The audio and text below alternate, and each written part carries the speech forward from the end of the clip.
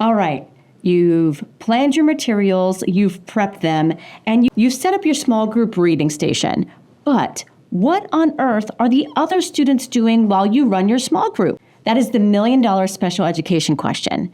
Today, I'm revealing the secrets of that para-led station, and for me, that dreaded beast, the independent station. So grab your coffee and let's go. I want to start with the paraprofessional station.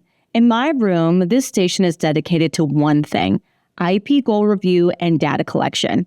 To make this seamless, every single student has a dedicated IEP folder, and inside that folder are prep materials that focus strictly on academic or fundamental academic skills. I keep behavior goals completely out of this particular block. So let's talk about how to make your paras absolutely adore you. Because, friend, you cannot just hand them a folder and say, good luck, and then pray that great things will happen. You have to make a collaborative plan with them on how to actually run the activities you've placed in your folder. If there's one thing that I've learned over the years, even working with the most rock star and amazing paras on the planet, they're lifesavers, I promise you, it's that what makes sense in my brain doesn't always translate perfectly to theirs. I've had my amazing partner of quite a few years look at me and go, what are we trying to do here? My directions are not as always clear as I think that they are. To fix this and save your sanity, have a dedicated discussion. And while you discuss these things, make sure you explicitly outline 3 things in your data folders. First, the type of prompts that you're allowing. You want to be crystal clear on your boundaries. Are you looking for total independence? Are you looking for partial physical? Or are you looking for a full physical prompt? You want to be crystal clear about exactly what kind of prompting you're looking for while the student is completing the goal. Second, you want to talk about the number of prompts each kid is allowed. You want to tell your para exactly how many times they should prompt the student before it's a negative mark in that data collection bit. Third, the ultimate goal of the activity: spell it out. Are they supposed to name letters? Are they supposed to say the letter sounds? Or are they supposed to read the whole word of the activity? When your team knows the exact target, your data gets cleaner, your paras feel confident, and the whole station runs like a well-oiled machine. It's amazing. I want to take a moment and talk about the art of wait. Your para will review materials based on the student's independence level and work toward an assessment task. But Beth, you ask, what if all the kids in the small group require high adult attention at the exact same time? Been there, done that. Here's the secret sauce: highly motivating waiting activities. So while your para is doing a one-on-one review segment with student A, student B is actively engaged in a puzzle or with a fidget or a coloring activity, whatever floats their boat, right? When the para finishes this assessment and review portion with student A, she then switches to student B, leaving student A with an independent work task, or if they finish, they get to do that fidget or preferred activity, and they pull student B for their IEP review time. Here's a pro tip. Try pairing students with similar IEP goals together in the same rotation. That way, the para can run the review segment one time as a mini whole group session before doing individual data checks. So she runs the whole group lesson, and then this person gets a preferred activity while this person works on the data collection piece. And for extra task completion motivation, we love a treasure box, or what we call the treasure box. So if our students finish their tasks early before the rotation timer buzzes, they earn time to play with a highly coveted item from the treasure box. Yes, which they return at the end of the segment. That way, they're only seeing that item one time. A treasure box with me, a treasure box with my para, and it's not used the whole day and they don't get tired of it. I don't know if you run into that, but that was free. And by the way, I have a free IEP folder starter guide linked in the show notes to help you jumpstart this exact station with your team. Please take advantage. Now let's tackle the elephant in the room, or at least for me, the independent station. I can hear you screaming through the screen right now, if you're anything like I was. But Beth, none of my students are independent learners. That's exactly why they're in a self-contained room. Friend, I hear you.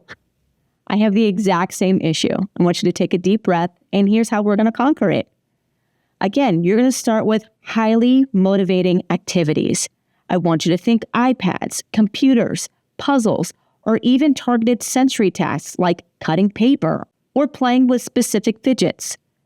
We don't start the year throwing non-preferred digital academic tasks at them. In fact, it usually takes me until the end of the first quarter before my students can successfully navigate independent digital academic tasks. To make this actually work, you have to completely shift what your rotations look like from the beginning of the year versus later in the fall. So in August, this is my procedures phase. It's not about academics. August is all about survival and systems. My team and I teach every single procedure and reteach the expectations daily for weeks. Weeks. You heard me again. So what happens at my station? I provide highly preferred toys or edibles. Why? Because I need them to be willing to sit with me so that I can get a baseline on them and run my initial assessments. This offers training for future sessions when we sit for a long time and do reading segments. What's going on at my parastation? I'm glad you asked. She is reviewing literal school procedures. She actually takes her small group out into the hallway and practices how to walk in a line. They practice how to wash their hands.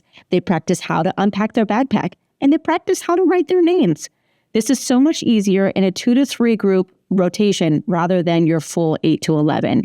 You get independent feedback and you explicitly teach each task. What happens at the independent station? Right now, it's pure iPad or computer time with a preferred activity. Here's my tech hack. Use guided access on your iPads.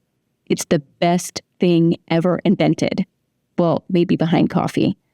It keeps the kids locked into an educational app like Starfall, and it prevents them from opening the camera app, taking pictures around the room, or deleting other files on your iPad. What happens if they can't handle technology? I offer puzzles, coloring, or cutting. And yes, if they are a paper cutter, my boundary is you make a mess, you clean it up.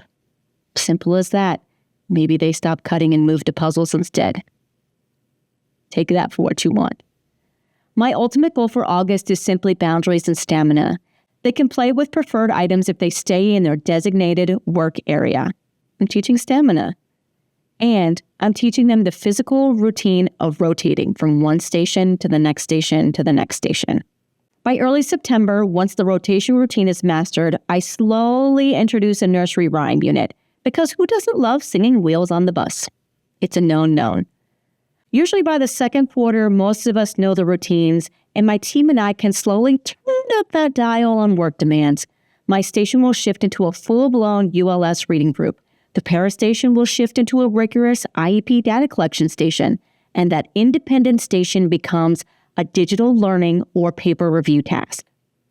And honestly, that's it. That's the exact blueprint of how I keep a room of K-2 exceptional learners beautifully occupied, structured, and learning for an entire hour block. It takes time, and it takes a ton of grace in August, but the payoff in October is absolutely unmatched. I want you to check out the show notes for that IEP folder freebie to get your parastation organized. Until next time, keep bringing the positivity into your classroom, sensibly modifying your chaos, and I'll catch you on the next episode.